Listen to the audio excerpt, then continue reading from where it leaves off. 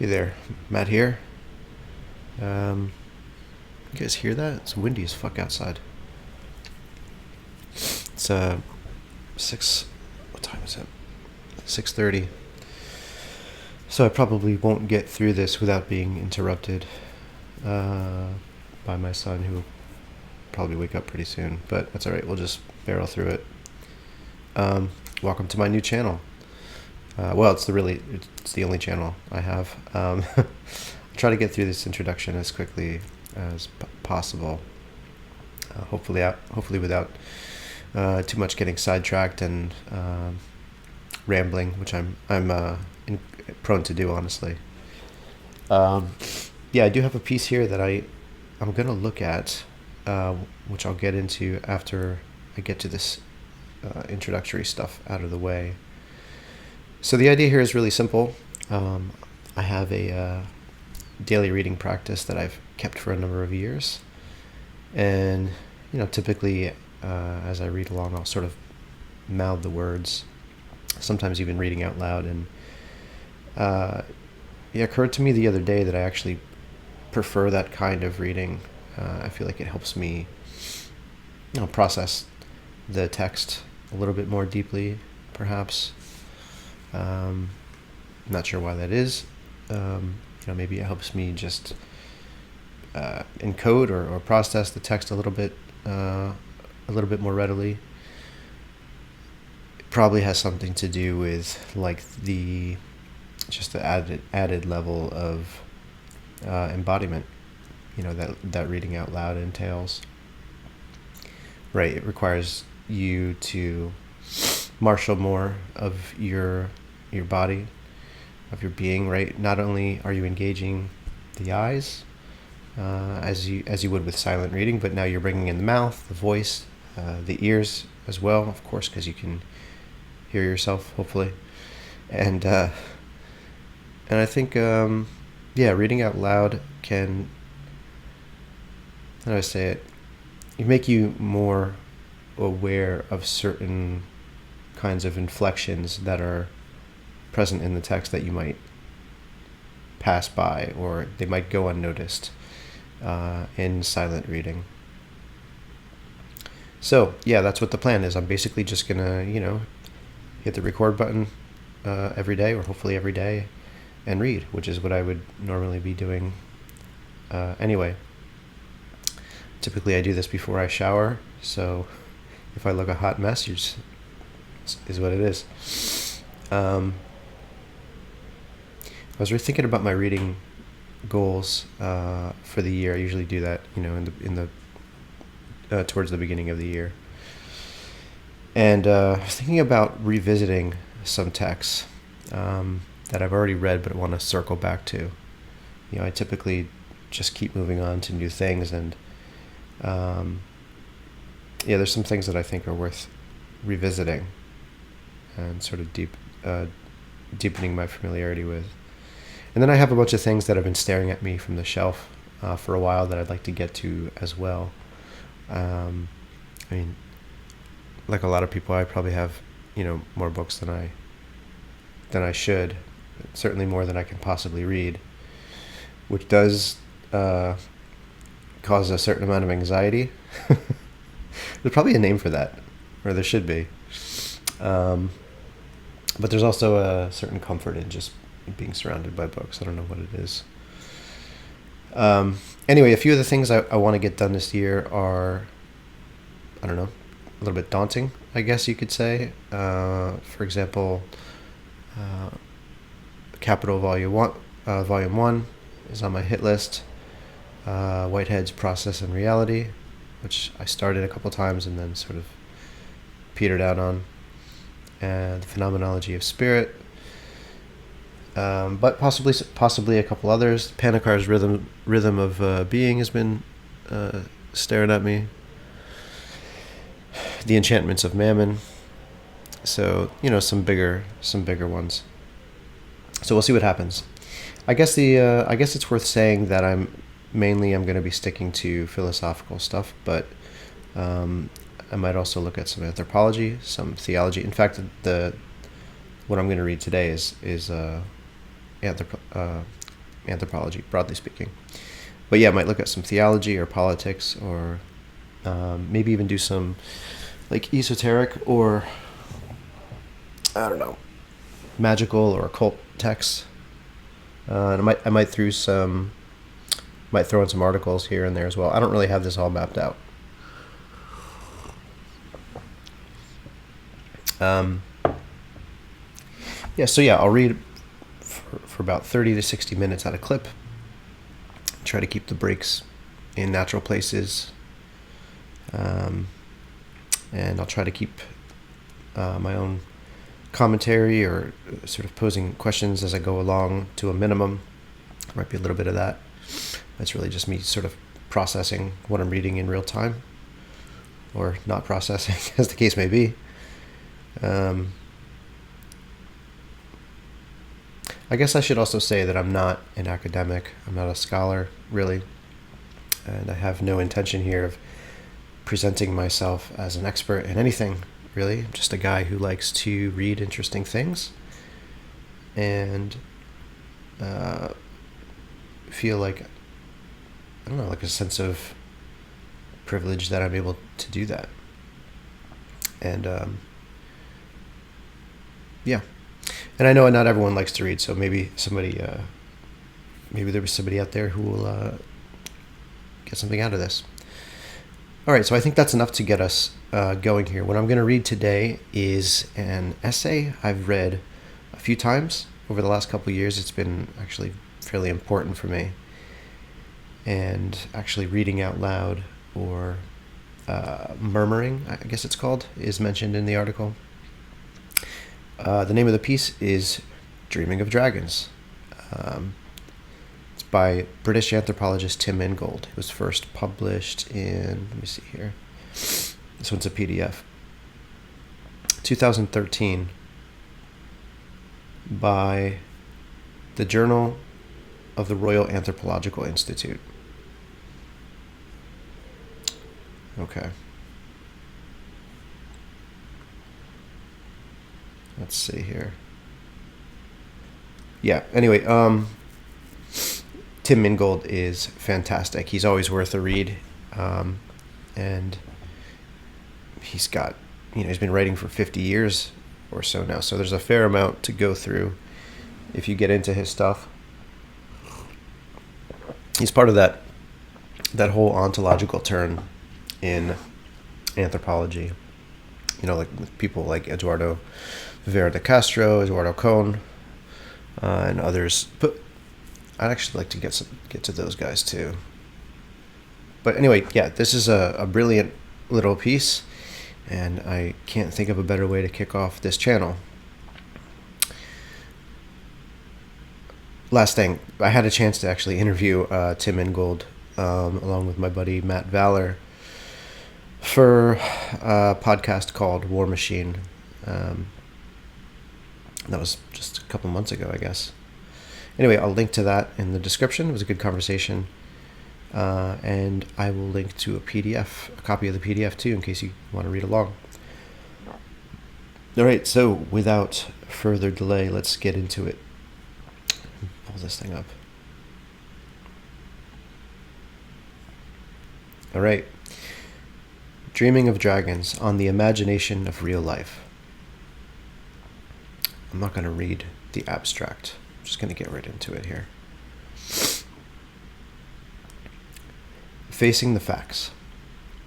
In the year 1620, the English philosopher-statesman Francis Bacon set out a plan for what was to be a massive work of science entitled The Great Instauration. Dedicated to King James I, who had recently appointed Bacon as his Lord Chancellor, the work was never completed. In his Prolegomenon, however, Bacon railed against traditional ways of knowing that continually mixed up the reality of the world with its configurations in the minds of men. If only the mind were as clear and even as a perfect mirror, then, said Bacon, it would reflect the genuine rays of things. But it is not. Cracked and deformed by flaws both innate and acquired, by instinct and indoctrination, the mind distorts the images that are cast upon its surface, by way of the senses, and cannot, if left to its own devices, be relied upon to deliver a true account of things as they are. There is but one way out of this predicament, Bacon argued, and that is by appeal to the facts. Those, he wrote, who aspire not to guess and divine, but to discover and know, who propose not to devise, mimic, and it's printed fabulous worlds of their own, but I think that's a typo. I think it's supposed to say fabulate. Those, he wrote, who aspire not to guess and divine, but to discover and know, who propose not to devise, mimic, and fabulate worlds of their own, but to examine and dissect the nature of this very world itself, must go to the facts themselves for everything. Bacon's words have an unmistakable contemporary ring. Today's science continues to found its legitimacy upon its recourse to the data, which are repeatedly checked and rechecked, in a never-ending search for truth through the elimination of error. And for the most part, the sciences of mind and culture, psychology and anthropology, have ridden on the back of the same enterprise. That is to say, they have colluded in the division between what Bacon called the world itself, the reality of nature that can be discovered only through systematic scientific investigation, and the various imaginary worlds that people in different times and places have conjured up, and which, in their ignorance of science and its methods, have taken for reality. Where anthropologists busy themselves with the comparative analysis of these imaginary worlds, psychologists purport to study the mechanisms, presumed to be universal, that govern their construction. All agree that the realms of reality and the imagination should on no account be confused, for the very authority of science rests upon its claims to disclose, behind the homemade figments that the imagination paints before our eyes, the facts of what is really there. One can, of course, study figment as well as fact, so as to deliver what many anthropologists still call emic rather than eidic accounts. But to mix the two is to allow our judgment to be clouded by error and illusion. For God forbid, as Bacon put it, that we should give out a dream of our imagination for a pattern of the world. I argue in this article that Bacon's injunction, which modern science has taken to its heart, has had fateful consequences for human life and habitation, cutting the imagination adrift from its earthly moorings and leaving it to float like a mirage above the road we tread in our material life. With our hopes and dreams suffused in the ether of illusion, life itself appears diminished.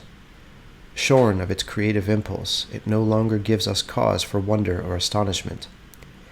Indeed, for those of us educated into the values of a society in which the authority of scientific knowledge reigns supreme, the division of real life and the imagination into the two mutually exclusive realms of fact and fable has become so ingrained as to be self-evident. The problem, in our estimation, has been one of how to reach some kind of accommodation between the two. How can we make a space for art and literature, for religion, or for the beliefs and practices of indigenous peoples, in an economy of knowledge in which the search for the true nature of things has become the exclusive prerogative of rational science? Do we suffer the imagination to persist in our midst, or tolerate its penchant for fantasy out of a compensatory wish for enchantment in a world that has otherwise ceased to enthrall? Do we keep it as a sign of creativity, as a badge of civilization, out of respect for cultural diversity, or merely for our own entertainment? Such questions are endemic. Yet the one thing we forget in posing them is how hard it is, in our experience, to split the reality of our life in the world, and of the world in which we live, from the meditative currents of our imagination. Indeed, the problem is the very opposite of what we take it to be. Sounds like Zizek there. Not of how to reconcile the dreams of our imagination with patterns in the world, but of how to separate them in the first place.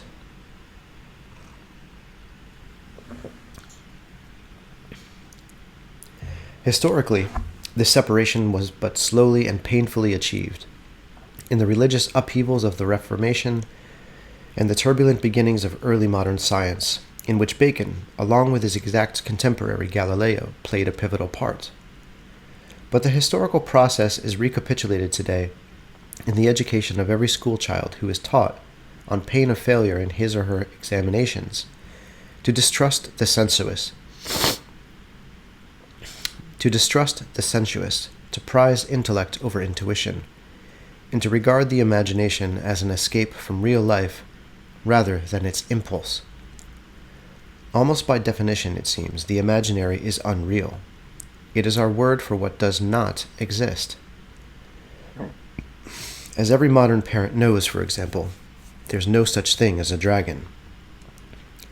We grown-ups are convinced that dragons are creatures of the imagination, having seen them pictured in the books we read when we were children, and that we in turn read to our own offspring. We are familiar with their general appearance: green scaly bodies, long forked tails, flared nostrils, saber-like teeth, and flaming mouths. These monsters roam the virtual terrain of children's literature alongside a host of other creatures of similarly fictive provenance. Some, of course, have real zoological counterparts. While the ever-popular Tyrannosaurus rex is conveniently extinct, other animals, from cobras to crocodiles and from bears to lions, are still around and occasionally claim human lives. On encountering such creatures in the flesh, we do well to fear them. Their fictive cousins, however, give no cause for alarm, for the only people they can eat are as imaginary as themselves. Along with the stuff of nightmares, these creatures are sequestered in a zone of apparitions and illusions that is rigorously partitioned from the domain of real life. We calm the sleeper who wakes in terror at the point of being consumed by a monster with the reassuring words, "Don't worry, it was only a dream." Thus the boundary between fact and phantasm, which had seemed momentarily in doubt at the point of waking, is immediately restored. What then are we to make of the following story, which comes from the life of Saint Benedict of Nursia, composed by Gregory the Great in the year AD 594? The story tells of a monk who encountered a dragon. This monk was restless.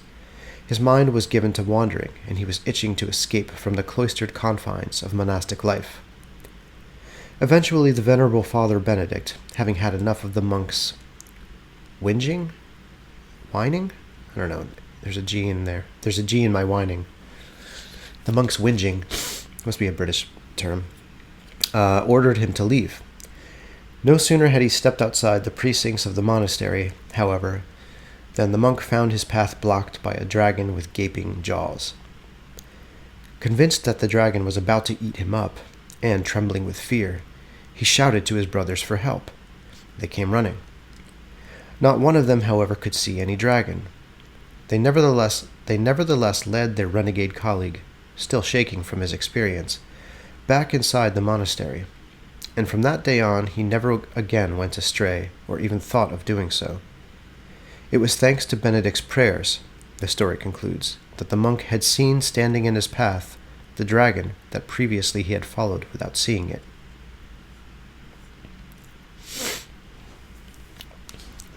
All right, the next heading is called The Shape of Fear.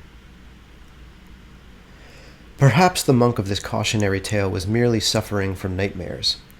Medieval people, however, would not have been so readily assured as their modern counterparts by the realization that in their encounters with dragons and other monsters, what they had seen was but a dream.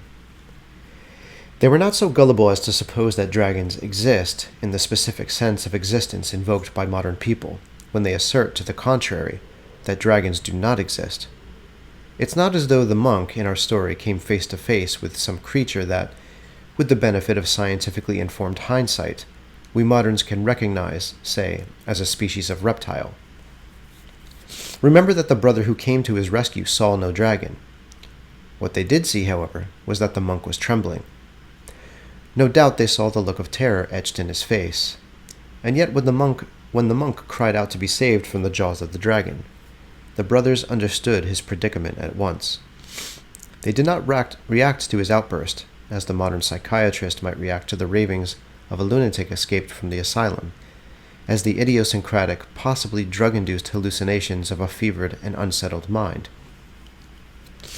Rather, they immediately recognized in the vision of the dragon the form of the monk's otherwise inarticulable agitation, and imperiled themselves in responding, affectively and effectively, to his distress.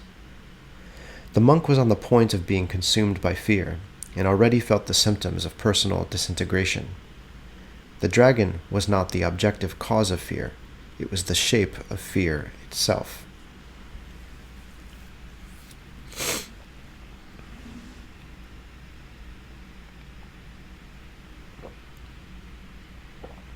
Sorry, y'all gonna have to deal with me drinking coffee.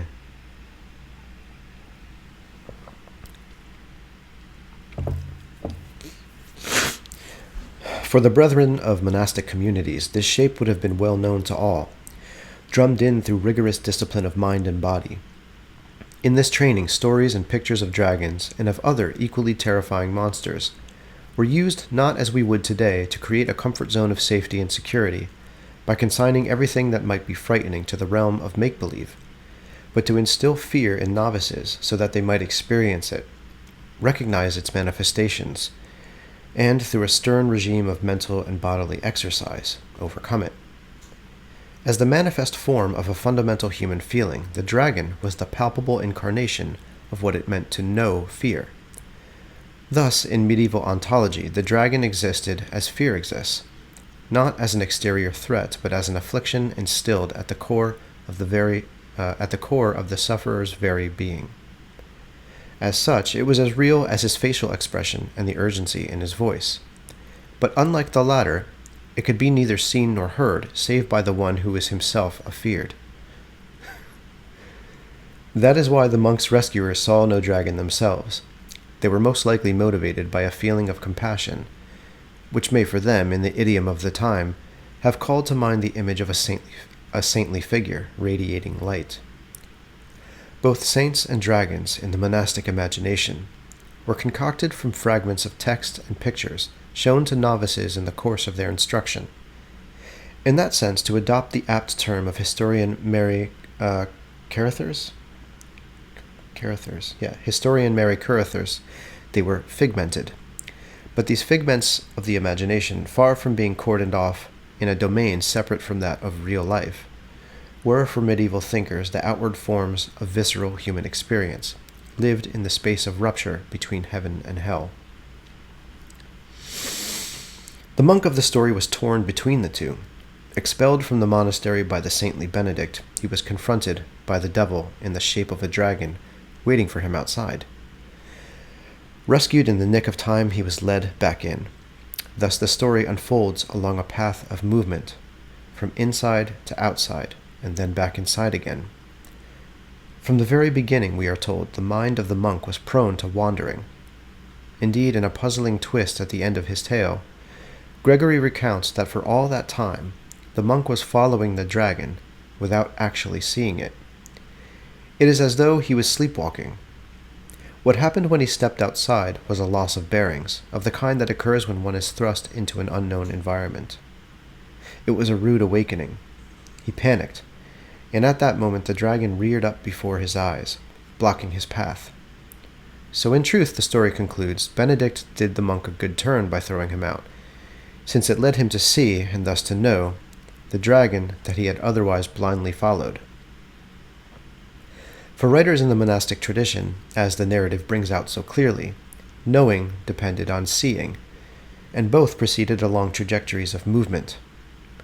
To understand what they meant, we have to think of cognition, as Carruthers explains, in terms of paths or ways.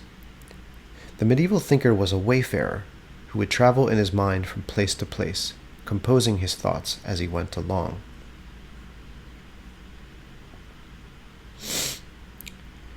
All right, next heading here, dreams and reality.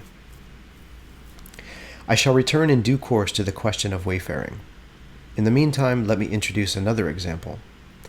Among the Ojibwe, indigenous hunters and trappers of the Canadian North, there is said to be a bird whose sound, as it swoops across the sky, is a peal of thunder. Few have seen it, and those who have are credited with exceptional powers of revelatory vision. One such, according to the ethnographer A. Irving Hollowell, was a boy of about 12 years. During a severe thunderstorm, Hallowell recounts, the boy ran out of his tent and saw a strange bird lying on the rocks. He ran back to call his parents, but by the time they arrived, the bird had disappeared. The boy was sure it was Pinesi, the thunderbird, but his elders were unconvinced. The matter was clinched and the boy's accounts accepted only when a man who had dreamed of the bird verified the boy's description. Clearly, Pinesi is no ordinary bird, just as the dragon is no ordinary reptile. Like the sound of thunder itself, the thunderbird makes its presence felt, not as an object of the natural world, but more fundamentally as a phenomenon of experience. It is the incarnate form of a sound that reverberates through the atmosphere and overwhelms the consciousness of all who hear it. Just as the monk's brethren, as they rushed outside, saw no dragon, so the boy's parents did not themselves witness Pinesi, but as the conventional shape of a powerful auditory sensation, it would have been entirely familiar to them. The thunderbird may be a figment of the imagination, but it is an imagination that has saturated the fullness of phenomenal experience.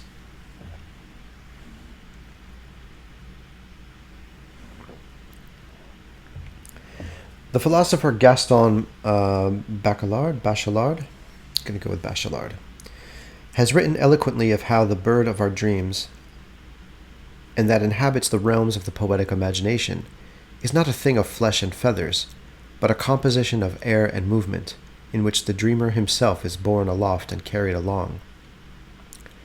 The bird, says Bachelard, is the dynamic eye of the storm, its body the wind, its breath the tempest, and its wings the sky. For it to appear in its customary avian form, the dreamer must climb back up towards the day. Yet the apparition can only be momentary, since the very climb causes it to be eclipsed as the quotidian boundary between seeing and dreaming is restored. Though Bachelard's sources are from Western literature, notably the visionary writings of William Blake, Ojibwe people would have immediately understood the point, along with its corollary, namely that the flesh and feathers bird is but a manifestation of the real bird of the dream storm, rather than the other way around, and could not exist without it.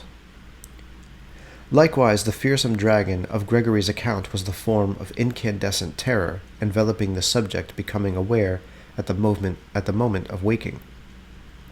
I love that line, incandescent terror. It should come as no surprise, then, that in the incident related above, the boy's observation was verified by a dream. The direction of filiation, as Bachelard puts it, is from spirit down to corporeal beings, allowing the latter to be brought to life by the former. Bacon, had he known about the case, would have been appalled. For us moderns, the direction of filiation is precisely the reverse, from the reality of living beings to their more or less fantastical apparitions. Thus, it is more usual, and certainly more acceptable, to require that dreams be verified by observation than vice versa. A well-known instance is the story of how the chemist Friedrich August, I don't know how you say this name, Kekule? Sounds like a Pokemon. Kekule? No, that doesn't sound right. Kekule. I'm going to go with Kekule. A well-known instance is the story of how the chemist Friedrich August Kekule discovered the structure of the benzene molecule, comprised of a ring of 6 carbon atoms. According to Kekule's own admittedly retrospective and possibly embellished account, it happened one night in 1865 while he was staying in the Belgian city of Ghent. He had been up late in his study at work on a textbook. Making little progress, he had turned his chair towards the fire and dozed off. In his reverie, atoms gamboled before his eyes, twining and twisting in snake-like motion. And there's a quote here. But look, what was that? One of the snakes had seized hold of its own tail, and the form whirled mockingly before my eyes. As if by a flash of lightning I awoke. I spent the rest of the night working out the consequences of the hypothesis. Whatever Kekule may have felt at the moment of waking, we can be sure that once the flash that shook him from his slumber was extinguished, the gyrating serpent of his dream was no longer an affectation of vision, and had become instead an abstract figure of thought, a snake good to think with, that was peculiarly apt for deciphering the structure of a given reality.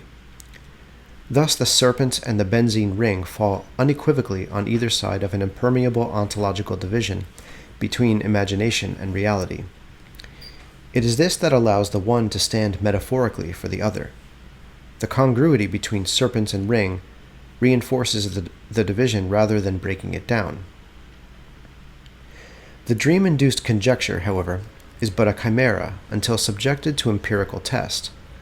It was in this vein that Kekule went on to advise his audience. "Let us learn to dream, gentlemen, then perhaps we shall find the truth. But let us beware of publishing our dreams till they have been tested by waking understanding." I like that. Indeed, subsequent experimental work in the laboratory proved Kekule's hypothesis to be substantially correct, and it went on to be a cornerstone of the emerging field of organic chemistry. The dream itself, however, did not. In the light of day, the dream vanished into oblivion. Thus, science concedes to the imagination the power of conjecture, to think outside the box, but only by banishing imagination from the very reality to which it affords insight. For the Ojibwe, by contrast, it would have been quite the other way around. For them, the truth of things is not only found, but also tested by personal oniric experience, which is why the boy's sighting of Pinesi could be corroborated by his elder's dream. In this quest for knowledge through experience, the powerful, more than human beings that inhabit the Ojibwe cosmos, including thunderbirds, are not analogical resources, but vital interlocutors. This cosmos is a polyglot, a medley of voices by which different beings, in their several tongues, announce their presence, make themselves felt, and have effects. To carry on your life as an Ojibwe person, you have to tune into these voices, and to listen and respond to what they are telling you. Another Thunderbird story from Hallowell, admittedly told him by an informant, perfectly illustrates the point. Hallowell's informant was sitting in a tent one stormy afternoon with an old man and his wife. The thunder rolled and clapped. At once the old man turned to his wife. "Did you hear what was said?" he asked. "No," came the reply. "I didn't quite catch it." Commenting on the exchange, Hallowell remarks that the old man was reacting to this sound in the same way as he would respond to a human being whose words he did not understand. This was not a simple failure of translation. It was not as though the Thunderbird had a message for the old man that he failed to grasp because of his imperfect command of bird language. By and large, Hallowell observes, the Ojibwe do not attune themselves to receiving messages every time a thunderstorm occurs. It transpires that this particular man had, in his youth, become acquainted with the Thunderbird through the dreams of his puberty fast, and had gone on to develop I'm assuming that means like a fast where he didn't eat, not that his puberty was fast. And he'd gone on to develop a close relationship of tutelage with Pinesi. In the context of this relationship, listening and responding to thunder was a matter not of translation, but of empathy, of establishing a communion of feeling and affect, or, in short, of opening oneself up to the being of another. And it is above all in dreaming, where the boundaries that surround the self in waking life are dissolved, that this opening up occurs. Such exposure was not something that a sober scientist like Kekule could even contemplate. For him, the path to true knowledge lay not in opening a dialogue with beings of the more than human world, but in an exact and literal reading of the facts already deposited there. The investigator who would follow the paths of the pathfinders, Kekule advised, must note every footprint, every bent twig, every fallen leaf. Then, standing at the extreme point reached by his predecessors, it will be easy for him to perceive where the foot of a further pioneer may find solid ground. The object, as Bacon had put it, was to write a true vision of the footsteps of the Creator, capital C. inscribed in the works of his creation. It was a matter of unlocking the secrets of nature. But these secrets were not to be discovered through immediate sensory perception or effective involvement, nor would nature yield them willingly. Rather than letting other than human creatures speak for themselves, and listening to what they had to say, the natural philosopher had to penetrate their hidden operations by means verging on torture, to twist the lion's tail until she would cry out. As Bacon wrote in his Novum Organum, which is the second part of the uncompleted Great Instauration, the secrets of nature reveal themselves more readily under the vexations of art than when they go their own way. And Galileo was of the same mind. Nature, he opined, cares not a whit whether her abstruse reasons and methods of operation are understandable to men. To all intents and purposes, she had turned her back on humanity.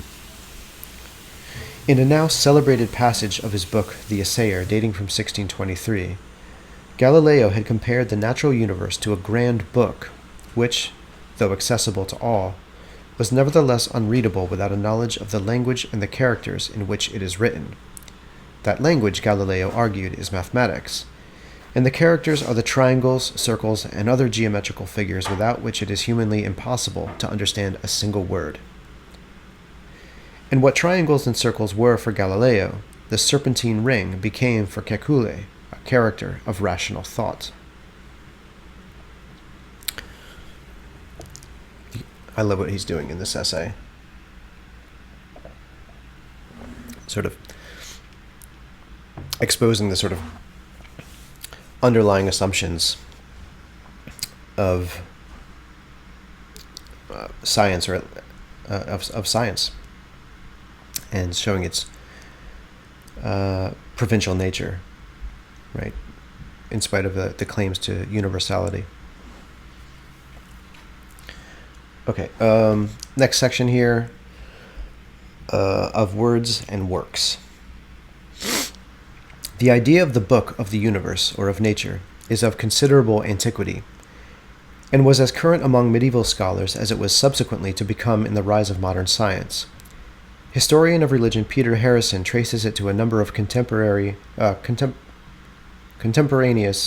ecclesiastical sources from the 12th century, among them the Parisian philosopher-theologian Hugh of St. Victor, who, in his, you know what, I hate Latin, in the thing he wrote, declared that the whole sensible world is like a kind of book written by the finger of God. The idea rested at root on a homology between the Word of God, verbum Dei, in the composition of the Scriptures, and the works of God in the creation of the world and its creatures. The question was, how could humans read those twin books? With this, we can return to the monks of the medieval era, for whom, as I have already observed, the meditative practice of reading liturgical texts was a process of wayfaring. Again and again they would compare their text to a terrain through which they would make their way like hunters on the trail, drawing on or pulling in the things they encountered, or the events to which they bore witness, along the paths they traveled. The word in Latin for this drawing or pulling in was tractare, from which is derived the English treatise in the sense of a written composition. As they proceeded, the personages whom they would meet on the way and whose stories were inscribed on the pages would speak to them with words of wisdom and guidance, to which they would listen and from which they would learn. These were known as the voces paginarum, voices of the pages. Indeed, reading was itself a vocal practice. Typically, monastic libraries were abuzz with the sound of reading as the monks, murmuring the voices of the pages, would engage with them as though they were present and audible. To read, in its original medieval sense, was to be advised by these voices, or to take counsel, much as the old Ojibwe man would have been advised by the voice of his mentor, the thunderbird, if only he had caught what it said. Surrounded by the voices of the pages as the hunter is surrounded by the voices of the land, the medieval reader was a follower of tradition. Derived from the Latin tradere, to hand over, tradition meant something rather different from what it is commonly taken for today. It was absolutely not a corpus of teachings or codified knowledge to be passed from generation to generation. The word was rather used to signify an activity or performance, thanks to which it was possible, relay fashion, to carry on. The scriptures, far from giving content to tradition, laid down the paths along which this movement could proceed.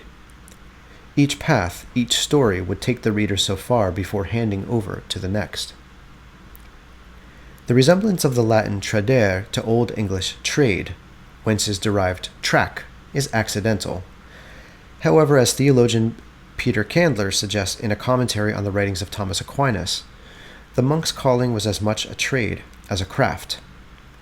In his encyclopedic survey of animals in myth, legend, and literature, Boreas Sachs writes that to study a tradition is to track a creature, as though one were a hunter, back through time.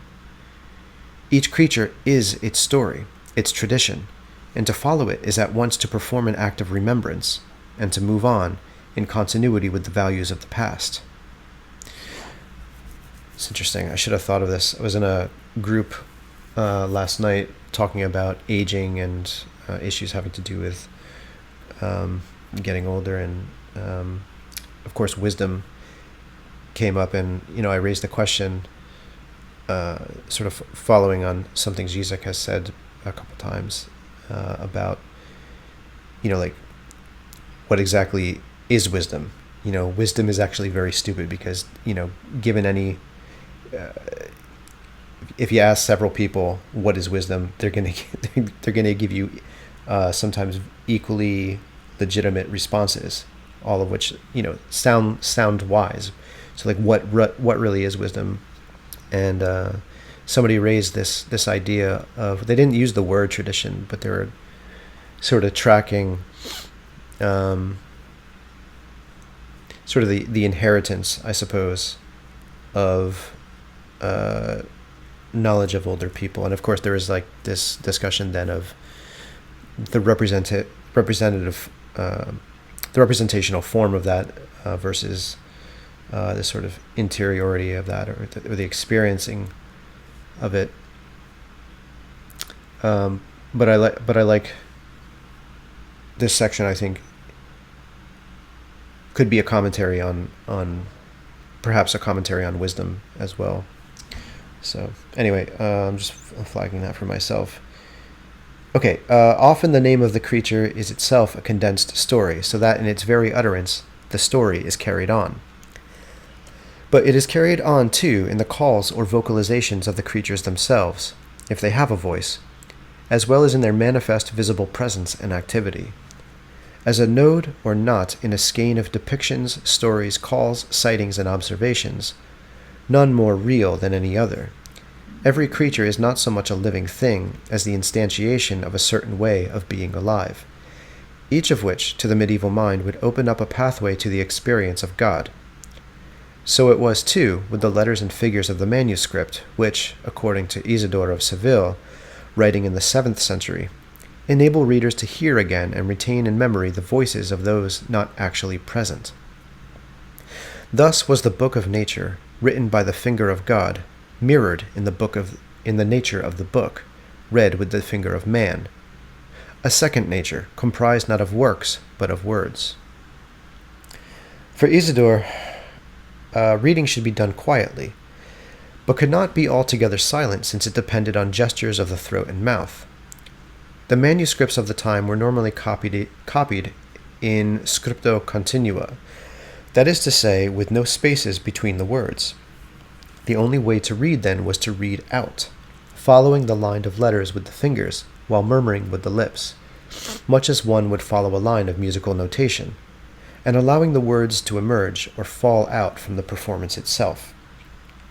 In the 12th and early 13th centuries, however, there was a gradual shift towards reading with the eyes alone, unaccompanied by voice or gesture. What made this possible was the division of the line of text into word-length segments, each of which could be taken in at a glance with spaces in between. This removed the need to mouth the letter line or to retrace it with the fingers. Medievalist and paleographer Paul Sanger has shown how, With such visual reading, the voices of the pages were silenced. As long as everyone in a monastic library was reading aloud, the sound of one's own voice would have screened out the voices of others. But when one is trying to read silently, the slightest sound can be a distraction. So it was that silence came to reign within the cloistered confines of the monastery. In the world outside the monastery, however, in lay society, oral reading continued to predominate well into the 14th and 15th centuries. As historian of cognition David Olson has pointed out, it was the Reformation that heralded the key transition in ways of reading, from reading between the lines to reading what was on them, or from the search for revelations or epiphanies to the discovery of the one true meaning lodged in the text, and available to anyone with the necessary key to extract it. Right.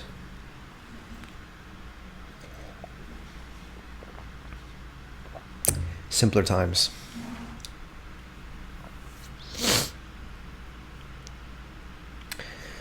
Reading the New Book of Nature. In the early 16th centuries, Martin Luther urged readers to abandon the dreams and fantasies that their predecessors had found in their attunements to voices that they felt were speaking to them through the pages of the manuscript, and to draw a line in the sand between the given meanings of words and their subsequent interpretations. Scripture, for the Reformers, was to be read not figuratively or allegorically, but as an authoritative record of historical truth. Nor should this record be tampered with. The book that had lain open in the medieval scholar's hands or on his desk, affording endless rereadings and retellings, and ever receptive to the insertion of glosses between the lines or in the margins, was now packaged as a complete object, bound between front and back covers, and lying closed upon the shelf. So, too, nature was to be regarded as a closed book, a book already written from beginning to end, whose secrets could be prized out only through rigorous investigation, in which every discovery represented not so much a revelation as a breakthrough. It was in this spirit that Bacon insisted on an absolute distinction between dreams of the imagination and patterns of the world. Nature, too, was to be read literally, by appeal to nothing but the facts. While it assumed that the intricate patterns and mechanisms to be found there had been authored by God, and were an index of his omnipotence, there was never any suggestion that they could open up to an experience of divine revelation. No image of God was to be seen in the face of nature, only mute testimony to his intelligence and handiwork. For Bacon and his contemporaries, I guess this is sort of presuming a certain kind of deism, right?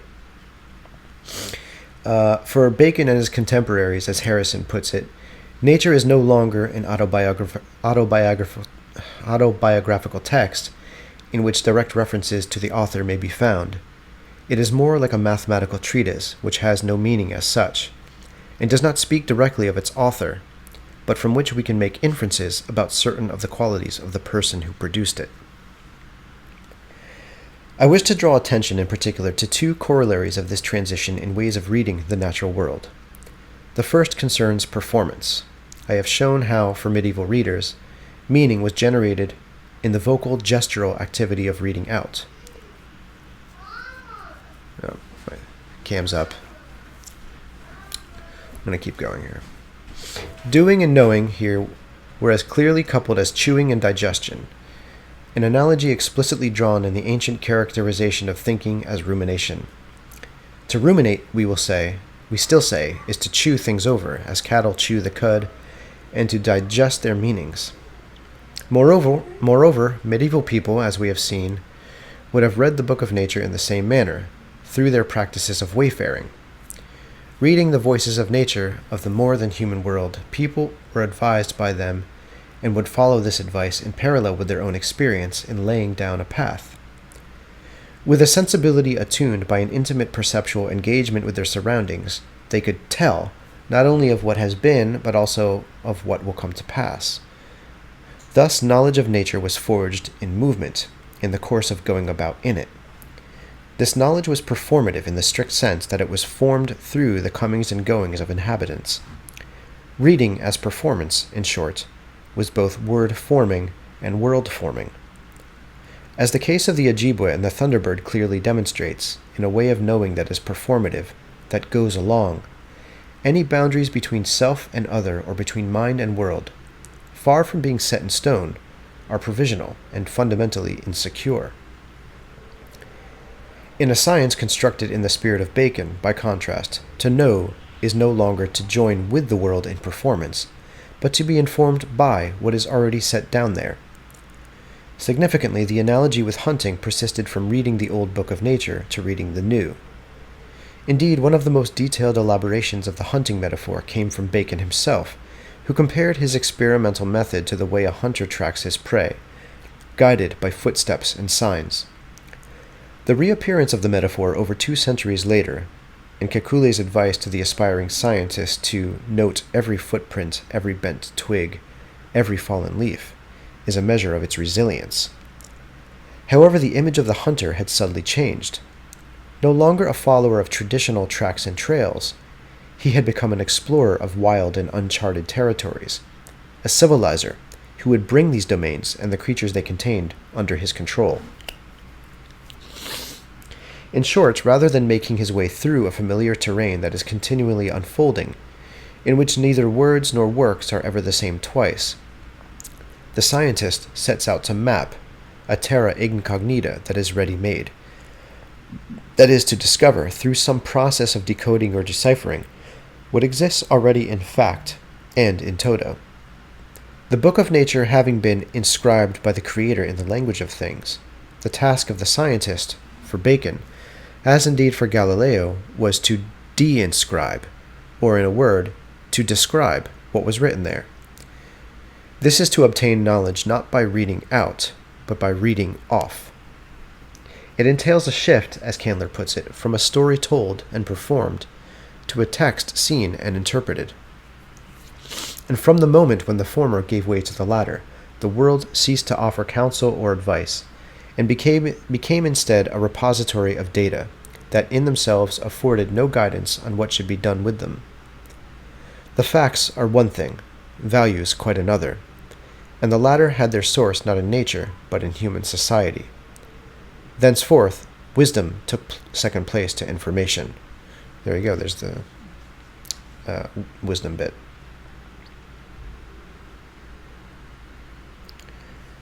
The second corollary takes us back to the idea that animals and other beings of the more than human world were known in medieval times by their traditions, as skeins of stories, depictions, and observations. To track an animal in the book of nature was like following a line of text. But just as the introduction of word spacing broke the line into segments, so also in the book of nature, creatures began to appear as discrete, bounded entities, rather than as ever-extending lines of becoming. Nature thus became amenable to the project not of trail following, but of classification. The lines were broken, but the resulting objects could be ordered and arranged on the basis of perceived likeness or difference into the compartments of a taxonomy. And here you can hear his sort of Deleuzian sentimentality coming through. One could speak for the first time of the building blocks of nature rather than its weave and of its architectonics. Nature, in short, was perceived to be built up from elements rather than woven from lines. And the creatures of this natural world were known no longer as traditions, but as taxa. Those creatures, however, that were known only by their traditions, and for which no corroborating evidence could be found in the facts of nature, fell through the cracks. There are no dragons or thunderbirds in scientific taxonomies. It is not just that they do not exist in the new book of nature. They cannot, since their story-bound constitution is fundamentally at odds with the project of classification. Dragons, along with other beings that rear up or make their presence felt along the way of the world, can be told, but they cannot be categorized, nor can they be precisely located as on a cartographic map. Just as they fell through the cracks of taxonomy, so also they were pushed into the wings, as Michel de Certeau, I'm not sure you say that, put it. They were pushed into the wings of a scientific cartography that had no place for the movements and itineraries of life. The same is true of experiences of fear and of the sounds of thunder. They, too, can be neither classified nor mapped, But this does not make them any less real for a person who is frightened or caught in the eye of a storm.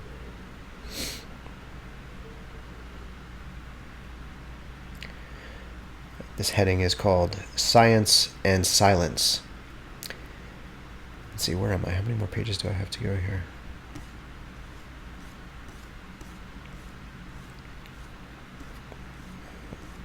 I might have to finish this tomorrow.